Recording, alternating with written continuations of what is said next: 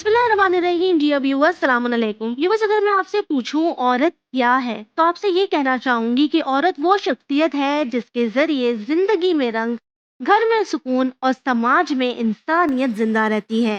दीन इस्लाम ने औरत को सिर्फ एक माँ, बेटी, बीवी, इन तमाम रिश्तों के जरिए ही नहीं पहचाना है, बल्कि हम ये कह सकते हैं कि इस्लाम ने औरत को किसी भी निज़ाम की पूरी बुनियाद की तरह पहचाना है। माशरे की अगर बात करें तो हम देखते हैं माशरे ने औरत को मजलूम करार दिया, तो वहीं इस्लाम ने औरत को इज्जत बख्शी, मकाम दिया और साथ ही ये आज़ादी दी जिसके ज़रिए वो अपनी ज़िंदगी की राह खुद चुन सकती है।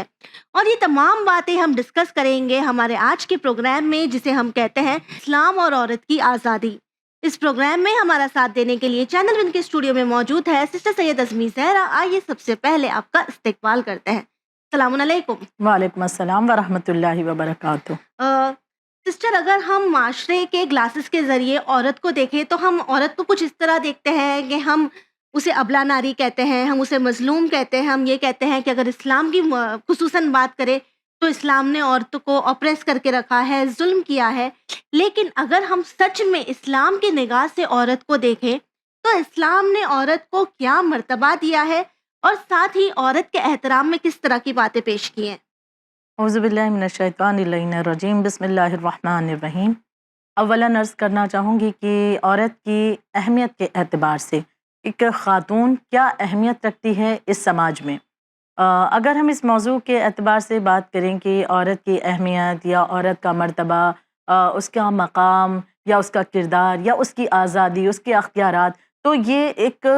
अच्छे खासे ज़माने से ये मौजू रहा है बहस का, और इस पर बात होती रही है। और लेकिन अगर हम नतीजा देखें तो ये हम देखते हैं, गौर करते हैं कि एक ख़ातून की अहमियत कितनी ज़्यादा है। हम यकीनन इस्लाम के आईन में भी इस बात को जानने की कोशिश करेंगे। अगर हम एक जनरल बात करें तो एक ख़ातून की जो पूरी आबादी है इस दुनिया की, तो देखा जाए तो उस आबादी में आधा हिस्सा ख़वातीन का भी होता है।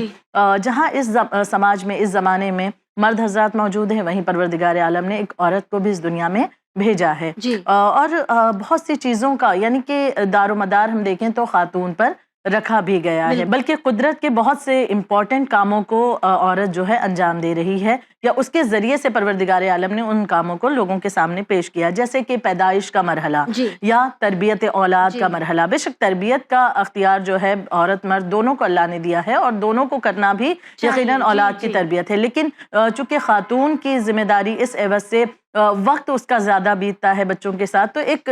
जो है रोल भी उसका ज़रा यहाँ पर और बढ़ जाता है। और अहम चीज़ की पैदाइश के एतबार से अगर जो भी रिश्ते इस दुनिया में हम देखते हैं कि अगर हम उनमें से ख़ातून को निकाल दें तो समाज में क्या रह जाएगा। इस समाज में हम ख़ातून को अलग अलग रिश्तों से वाबस्ता देखते हैं, जैसे कि एक औरत है, वो माँ भी है, वो बेटी है, वो बहन है, बहुत से रिश्तों में घिरी हुई। अगर इन रिश्तों को कोई इंसान अपनी ज़िंदगी से अलग कर दे तो क्या वो समाजी ज़िंदगी को तसव्वुर कर सकता है? हरगिज़ नहीं। यानी इतनी अहमियत ख़ातून की है, लेकिन उसके बावजूद भी एक अलमिया है, एक गम है कि ख़वातीन के एतबार से तारीख़ में हम देखते हैं कि बहुत अच्छे मामलात नज़र नहीं आते हैं। इस्लाम से पहले के मामलात अगर हम देखें, या इस्लाम के अलावा दीगर जगहों पर हम चीज़ें देखें, तो बड़े अच्छी चीज़ें हमें नज़र नहीं आती। कहीं पर ख़ातून को ज़िल्लत और रुसवाई का सबब जाना जाता है, कहीं पर उसे ज़िंदा होते ही दफन कर दिया जाता है, कहीं पर उसे ऐसा समझा जाता है बोझ की मानींद कि अगर मर्द उसका, शौहर उसका ज़िंदा नहीं है तो उसे भी साथ में जला दिया जाना है। यानी उसे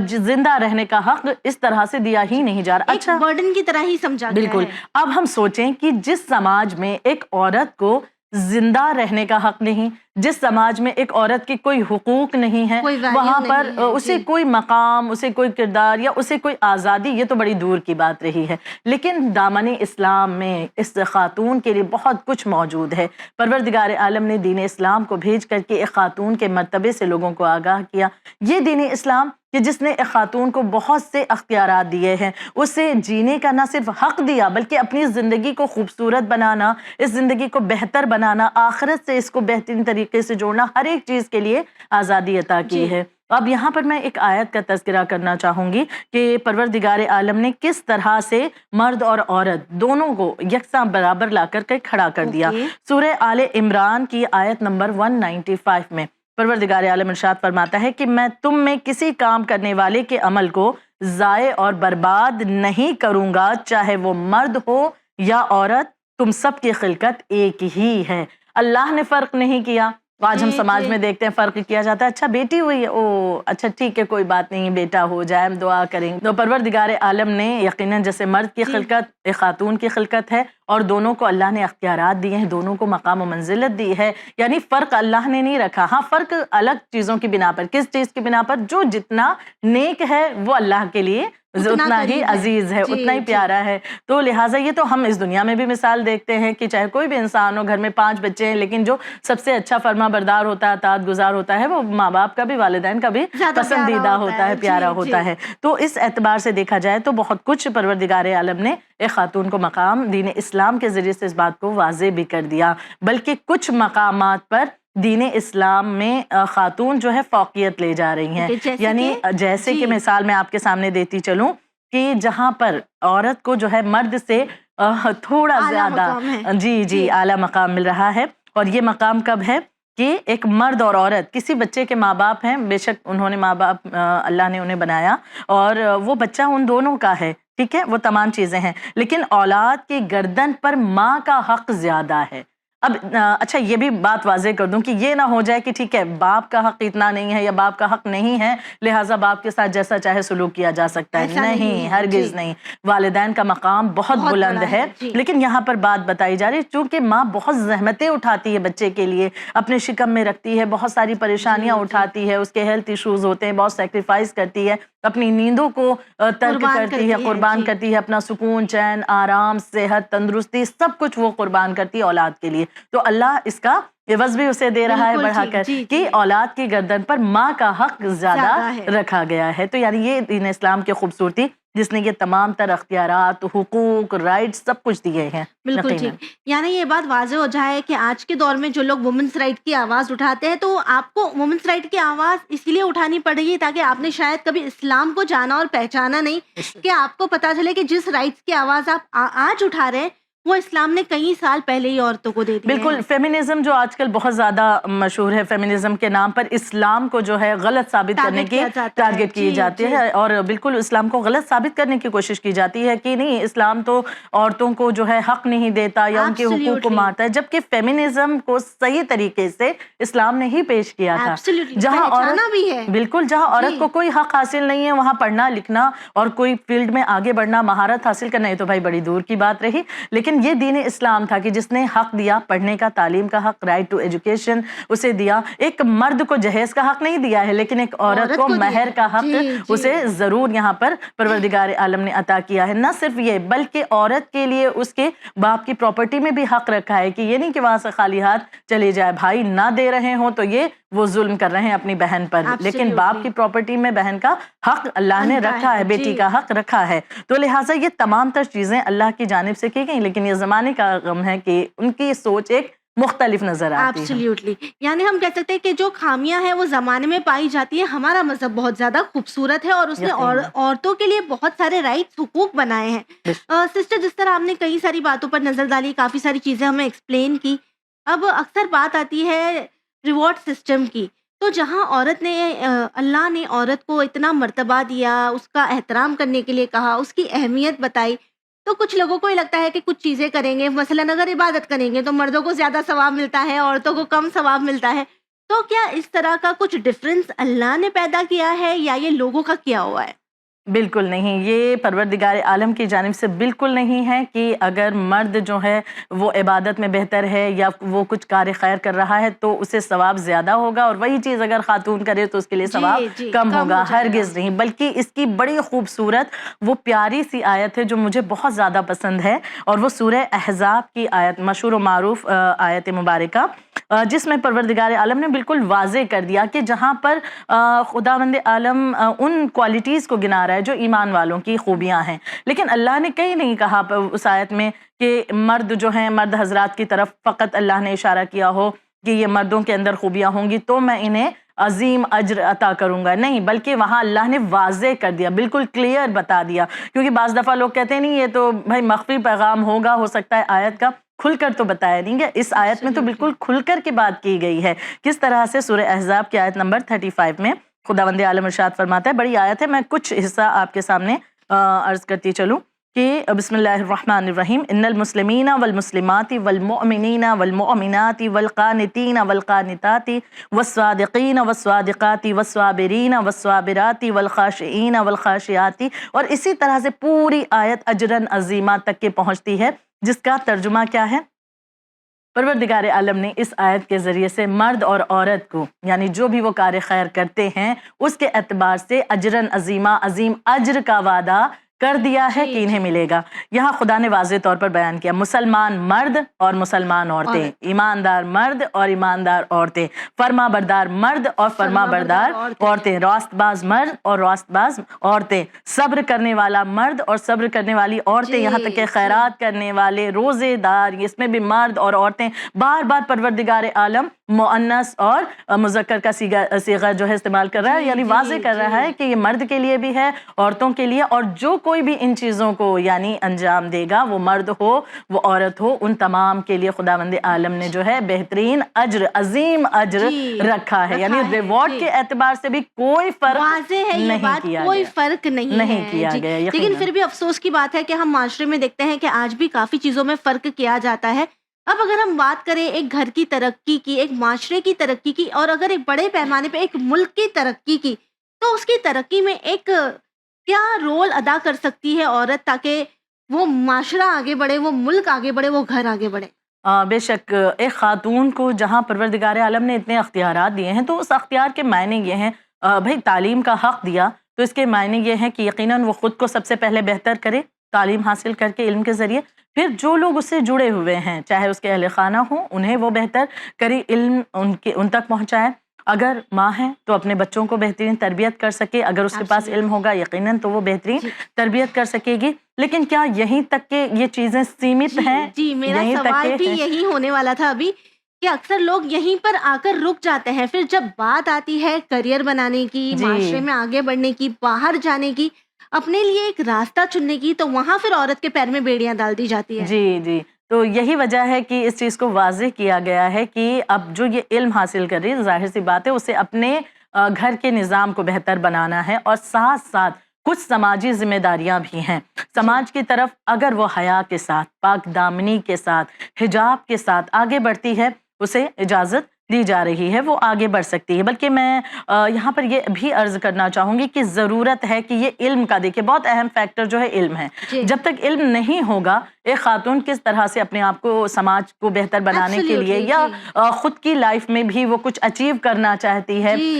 خود کو بھی, اپنے آپ کو, یعنی عام بالکل زبان میں ہم کہیں بالکل مثالوں کے ذریعے سے, کہ اگر ڈاکٹر بننا چاہتی ہے, انجینئر بننا چاہتی ہے, تو ظاہر سی بات ہے اگر ایک خاتون ڈاکٹر انجینئر بنے گی, اس کے ذریعے اس کے قوم کا بھی نام بلند ہوگا, اطراف میں بھی. تو حیا پاک دامنی کے ساتھ وہ آگے بڑھ رہی ہے. تو اب اس کے لیے ضرورت ہے علم کی. یہی وجہ ہے علم خواتین کا حاصل کرنا, اس بات پر دین اسلام نے بہت زیادہ زور دیا ہے. میں یہاں پر آیت اللہ العظمیٰ سید علی خامنائی کے جملوں کو عرض کرتی چلوں, جو اکثر اپنی تقریروں میں آپ نے استعمال کیا, اور جسے کتاب کی شکل میں بھی پیش کیا گیا, اور اس میں سے ہی یہ چند جملے آپ کے بیان کرتے ہوئے, کہ آیت اللہ العظمیٰ سید علی خامنائی فرماتے ہیں کہ جب معاشرے میں مرد اور عورت دونوں ہی تعلیم حاصل کریں گے, تو تعلیم یافتہ افراد کی تعداد دگنی ہو جائے گی. یعنی کہ دیکھیں, سماج میں اگر مرد فقط علم حاصل کر رہا ہے, اکیلے ذمہ داری اس پر ہو رہی, لیکن خاتون بھی علم حاصل کرے گی, تو جو علم والے لوگ ہیں ان کی تعداد ڈبل ہو گئی, دگنی ہو جائے گی. پھر آیت اللہ فرماتے ہیں کہ اگر معاشرے میں عورت علم کے شعبوں میں ایکٹیو رہی, تو معاشرے میں ٹیچرز کی تعداد اس دور کی بنسبت دگنی ہوگی. پھر تعمیراتی سرگرمیاں یا اکنامیکل جو ایکٹیویٹیز ہوتی ہیں, وہ پلاننگ, اسٹریٹجی, سماجی کام, شہر گاؤں, گروپ ایکٹیویٹیز, پرسنل اور خاندانی معاملات میں عورت اور مرد کے بیچ کوئی فرق نہیں ہے, بلکہ سب کے فرائض ہیں جن سے ہر ایک کو عہدہ بر ہونا چاہیے. یہ آیت اللہ العظمیٰ سید علی خامنائی کے جملے ہیں کہ جو وہ زمانے کے سامنے پیش کر رہے ہیں. یعنی کہ جو بعض دفعہ لوگ کہتے ہیں کہ بھائی کوئی عالم دین ان چیزوں کو بیان نہیں کر رہے یا اس طرح, تو شاید ہمارے جاننے میں کمی ہے. اگر ہم جاننے کی کوشش کریں تو ہمارے علماء اس بات پر بہت زیادہ زور دیتے ہیں کہ علم حاصل کریں، آگے بڑھیں۔ بلکہ میں ایک حدیث کا ذکر کرتی چلوں کہ رسالت مآب حضرت محمد مصطفیٰ صلی اللہ علیہ وآلہ وسلم ارشاد فرماتے ہیں کہ اپنی بیٹیوں کی اچھی تربیت کرو اور اپنی بیٹیوں کو اچھی تعلیم دو، اور جو نعمتیں اللہ نے تمہیں دی ہیں وہ انہیں عطا کرو۔ تو ایسا کرنا اس انسان کے لیے کیا فائدہ مند ہے کہ یہاں رسالت مآب ارشاد فرماتے ہیں کہ اس انسان کے لیے تمام جو کام اس نے اپنی بیٹی کے لیے، یعنی اسے اس کی اچھی تربیت کی، جو اللہ نے نعمتیں اسے دی، بچی کو اپنی عطا کی، اسے علم حاصل کرنے کے لیے آگے بڑھایا، اسے علم دیا، تو اب اس کے ذریعے پروردگار عالم اس شخص کو جہنم کی آگ سے امان عطا کرتا ہے، یعنی یہ تمام چیزیں ڈھال بن جائیں گی، آگ جو ہے جہنم کی اس تک پہنچ نہ سکے گی۔ تو لہٰذا یہ علم کے شعبوں میں آگے بڑھنا اور ان چیزوں پر غور کرنا، جیسے چند مثالیں ہم دیکھیں، سب سے واضح مثال جناب فاطمۃ الزہرا سلام اللہ علیہا، شہزادی کونین کی مثال، کہ جہاں بی بی فاطمۃ الزہرا سلام اللہ علیہا کی جو دختر رسول عربی صلی اللہ علیہ وآلہ وسلم ہے، اور یقیناً علم ہم تصور بھی نہیں کر سکتے کہ کس قدر علم پروردگار عالم نے علم غیب عطا کیا ہے، لیکن کیا فقط بی بی کی زندگی ہمیں حجرے کے اندر تک محدود نظر آتی ہے؟ کیا ایسا نہیں ہوا کہ سیاسی معاملات میں بی بی نے قدم نہ اٹھایا ہو؟ لیکن سسٹر اگر ہم بات کریں بی بی فاطمہ زہرا سلام اللہ علیہا کی، تو ہم نے اکثر ممبر سے مجلسوں میں یہی سنا ہے کہ بی بی حجرے میں رہتی تھی، چکی چلاتی تھی، یا وہ باغ فدق کا جو واقعہ ہوا، یا بی بی جب جاتی ہے اور خطبہ دیتی، انہی باتوں کے اوپر ذکر کیا جاتا ہے۔ کیا اس کے علاوہ بھی اور چیزیں ہیں جو بی بی فاطمہ زہرا سلام اللہ علیہا نے کی ہیں؟ بے شک بی بی اگر گھر میں بھی ہیں تو وہاں پر بھی آپ نے علم کا جو سلسلہ ہے جاری کیا، خواتین آپ تک آتی تھیں، علم حاصل کرتی تھیں، یعنی یہ علم کے اعتبار سے بھی بی بی نے اپنی علم کو بانٹا ہے خواتین کے درمیان، بالکل بالکل ٹیچر کی طرح۔ بلکہ کچھ خواتین کچھ مسائل بھی پوچھنے کے لیے، بہت سے واقعات موجود ہیں، بہت سے خواتین کچھ مسائل بھی پوچھنے کے لیے جناب سیدہ کے حضور میں آیا کرتی تھی، خدمت میں آتی، یہاں تک کہ کچھ اگر گھر کے مردوں کو مسائل ہے وہ اپنی خاتون سے کہتے کہ تم شہزادی سے ان کا حل جو ہے پتا کرو، تو اس طرح سے بھی بی بی تک کے لوگ پہنچتے تھے۔ اگر ہم دوسری اینگل سے دیکھیں کہ سیاسی امور، یعنی جو پولیٹیکل چیزیں ہیں اس اعتبار سے، تو جناب فاطمۃ الزہرا کہ جو اس طرح سے ایک گھر میں رہیں، کہ جو پردے عصمت میں رہیں، اور لیکن جب وقت پڑا ہے کہ جب بات کو لوگوں کے سامنے ظاہر کرنا ہے، حق کو لوگوں کے سامنے بیان کرنا ہے اور غلط کو بے نقاب کرنا ہے، تو جناب فاطمۃ الزہرا سلام اللہ علیہا اپنے گھر سے باہر بھی نکلی ہیں، اور گھر سے باہر نکل کر کے لوگوں کو جو ہے ان کے گھروں پر دستک دے کر کے ولایت یاد بھی دلائی ہے آپ نے۔ نہ صرف یہ بلکہ دربار میں جانا بی بی کا، جو کہ بہت بڑا ایک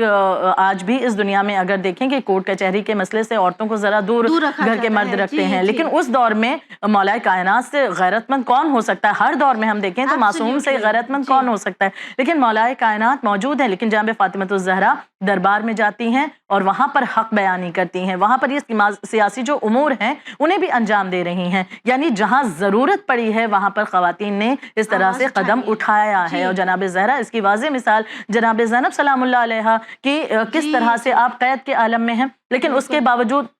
ڈری رہتی، سہمی رہتی، لیکن نہیں، آپ نے اس قید کے سفر میں بھی، اسیری کے عالم میں بھی آپ نے اپنے خطبوں سے جو ہے ایک ایسا انقلاب برپا کیا کہ ان خطبوں کا اثر تھا۔ اگر آج کربلا زندہ ہے تو بی بی زینب سلام اللہ علیہا کے خطبوں کی وجہ سے زندہ ہے، آپ کی آواز اٹھانے کی وجہ سے زندہ ہے۔ تو یہ کیا تھی یہ تمام چیزیں؟ یہ سیاسی امور تو تھے جنہیں ایک صحیح طریقے سے لوگوں کو سمجھانے میں ان خواتین نے ایک امپورٹنٹ رول ادا کیا ہے۔ جی، تو سسٹر آپ نے بہت ہی بہترین طور پر ہمیں ایکسپلین کیا، اور آپ نے بی بی فاطمہ زہرا سلام اللہ علیہا، بی بی زینب سلام اللہ علیہا کا ہمیں اگزامپل دیا، اور آپ نے ایک بہت ہی اچھی حدیث بھی کوٹ کی جو ہمیں یہ بتاتی ہے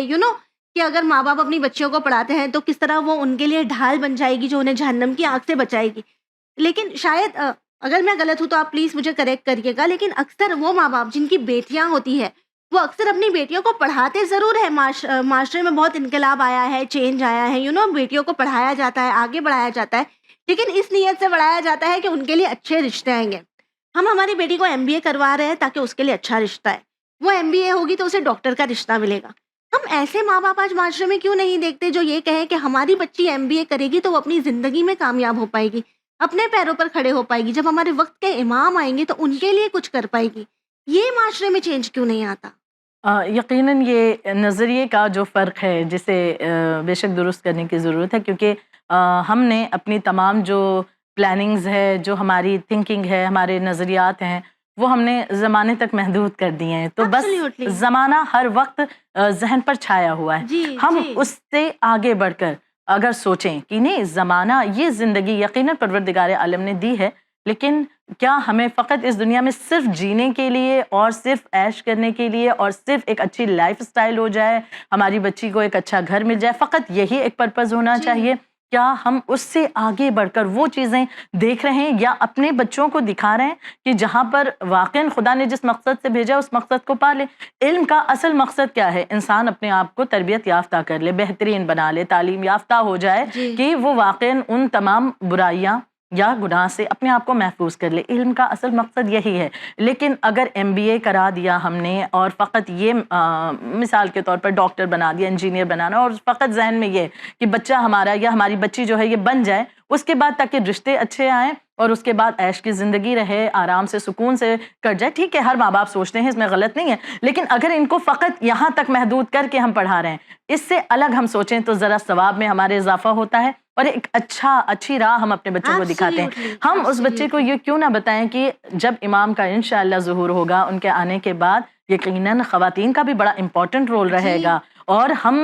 ہمارے اندر جو بھی خوبی ہوگی اس خوبی کے اعتبار سے کام بھی بانٹے جائیں گے. بالکل تو ٹھیک. جب ہمارے اندر یہ خوبی ہے، مثال کے طور پر اگر ہم حساب کتاب میں بہت اچھے ہیں یا کسی فیلڈ میں کسی شعبے میں ہم اچھے ہیں، ڈاکٹر ہم اچھے بن گئے ہیں تو یا بن سکتے ہیں، تو بچوں کو اس طرح سے آگے بھی حوصلہ دیا جائے کہ ٹھیک ہے، ایک اچھی ڈاکٹر بن کر کے اپنے آپ کو ثابت کرو تاکہ امام کے آنے کے بعد زخمی افراد کی تیمارداری کرنی ہو تو اس میں ایک بہترین مددگار رول ادا کر سکو. جی یقیناً امام کے لیے. تو جب یہ سوچ کر انسان آگے بڑھتا ہے، قدم بڑھاتا ہے، تب اس بچی کا وہ علم حاصل کرنا بے حد مفید اور ثواب کا باعث بنتا ہے، کیونکہ ایک مقصد مل گیا کہ فقط اپنی دنیاوی زندگی نہیں سجانی ہے، Absolutely. ہمیں دنیا سے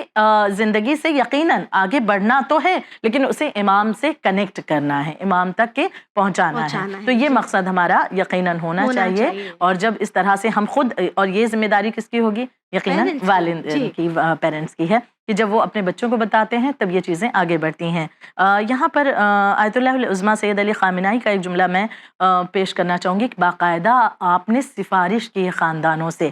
بچیوں کی تعلیم کے اعتبار سے. آپ فرماتے ہیں کہ میں خانوادوں سے یہ سفارش کروں گا کہ وہ اپنی لڑکیوں کو اعلیٰ تعلیم حاصل کرنے کا موقع دیں. یہ نہ ہو کہ کوئی ماں باپ دینداری کے جذبے کے نام پر اپنی لڑکی کو اعلیٰ تعلیم حاصل کرنے سے روک دیں.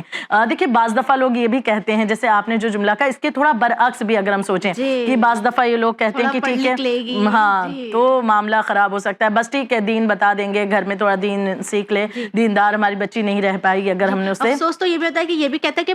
پڑھا لکھا کے کیا کرنا ہے، پھر جا کے کہیں اور تو چولہا ہی جلانا ہے. یہی تمام چیزیں ہیں جو کہ جس کی وجہ سے ہم نے علم کو شاید وہ اہمیت نہیں دی کہ یہ علم کتنے بڑے بڑے کارنامے انجام دے سکتا ہے. پھر آیت اللہ خامنائی فرماتے ہیں کہ دین کی نظر میں تعلیم کے لحاظ سے لڑکے لڑکی میں کوئی فرق نہیں. اگر لڑکا اعلیٰ تعلیم حاصل کر سکتا ہے تو ایک لڑکی بھی اعلیٰ تعلیم حاصل کر سکتی ہے. پھر آپ فرماتے ہیں کہ نوجوان لڑکیوں کو چاہیے کہ علم حاصل کریں. اب دیکھیں پرپز بھی آپ بتا رہے ہیں، نوجوان لڑکیوں کو چاہیے کہ علم حاصل کریں، علم کی منزلوں کو طے کریں، معلومات میں اضافہ کریں تاکہ اپنی اہمیت اور مقام اور اپنی منزلت کو صحیح طریقے سے سمجھ سکیں. یہ علم ہمیں دراصل ہماری مقام، ہماری منزلت، ہماری اہمیت کو ثابت کرتا ہے کہ پروردگار عالم نے ہمیں کتنے اختیارات دیے ہیں، ہمیں آگے بڑھنے کا موقع دیا ہے. اسلام ہمیں روکتا نہیں ہے بلکہ ہمارے لیے راہ کو ہموار کرتا ہے. بالکل ٹھیک کہا آپ نے. اور ویورز، آپ سے آخر میں بس یہی کہنا چاہیں گے کہ اسلام ہمیں روکتا نہیں ہے بلکہ اسلام تو ہمیں آزادی دیتا ہے تاکہ ہم ہماری زندگی کو آگے جا کر آسان کر سکے. یہ معاشرہ ہی ہے جو جانتا ہے کہ اگر عورت نے اپنا مقام اور منزلت سمجھ لیا تو شاید وہ آپ سے بھی آگے بڑھ جائیں گی. ضرورت ہے ہمیں اپنی بیٹیوں کو پڑھانے کی، ضرورت ہے ہمیں اپنی بیٹیوں کو انڈیپینڈنٹ بنانے کی، نہ صرف اس لیے تاکہ وہ شادی کر کے ایک اچھے گھر میں چلے جائے، بلکہ آپ کے اپنے گھر کو وہ اچھا اور بہتر بنا سکے اور اپنی خود کی زندگی میں کامیاب ہو سکے. اسی امید کے ساتھ ہمیں دیجیے اجازت، لیکن تب تک کے لیے بنے رہیے چینل ون کے ساتھ. پیغام انسانیت.